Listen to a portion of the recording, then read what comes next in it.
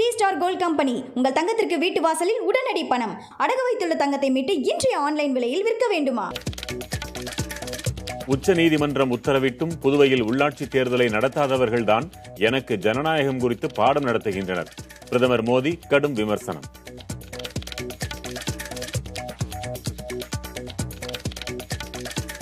கைரேகை இல்லாமல் 2500 ரூபாய் பொங்கல் பரிசு தொகுப்பை பெற்றுக் கொள்ளலாம். பயோமெட்ரிக் முறையில் பழுது ஏற்பட்ட நிலையில் அமைச்சர் காமராஜ் புதிய தலைமுறைக்கு விளக்கம்.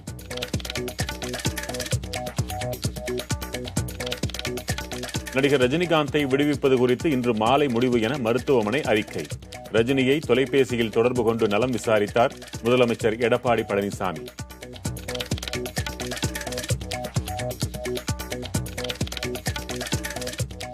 மாவட்ட ஆட்சியர்களுடன் காணொலி வாயிலாக தலைமைச் செயலாளர் சண்முகம் ஆலோசனை. கொரோனா தடுப்பு மற்றும் முன்னெச்சரிக்கை நடவடிக்கைகள் பற்றி விவாதம்.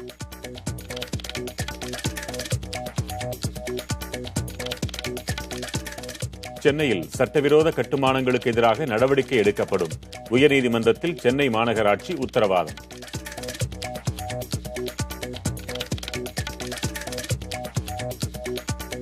சென்னை வண்ணாரப்பேட்டை முதல் விம்கோ நகர் வரையிலான மெட்ரோ ரயில் வழித்தடத்தில் சோதனை ஓட்டம் தொடக்கம். பிப்ரவரியில் பயணிகள் சேவை தொடங்கும் என தகவல்.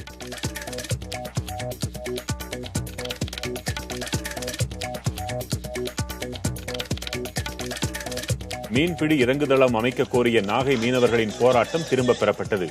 உரிய நடவடிக்கை எடுக்கப்படும் என அதிகாரிகள் உறுதியளித்ததால் போராட்டம் கைவிடப்பட்டது.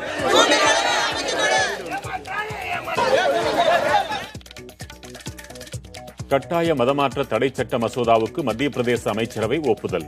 கட்டாயப்படுத்தி மதம் மாற்றினால் 25,000 ரூபாய் வரை அபராதம் மற்றும் 5 ஆண்டு சிறை.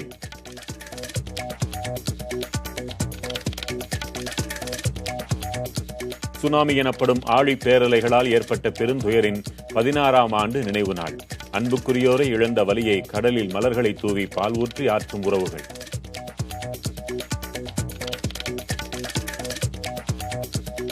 சபரிமலை ஐயப்பன் கோவிலில் மண்டல பூஜை இன்றுடன் நிறைவு. மகர விளக்கு பூஜைக்காக வரும் 30ஆம் தேதி மீண்டும் நடை திறப்பு.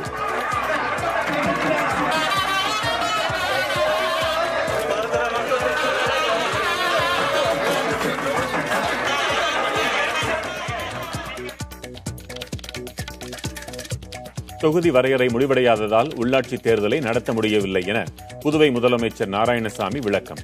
துணைநிலை ஆளுநர் கிரண்பேடியின் தலையீடும் இருப்பதாகவும் இப்பிரச்சனையில் பிரதமரோடு விவாதிக்க தயார் என்றும் புதிய தலைமுறைக்கு தகவல்.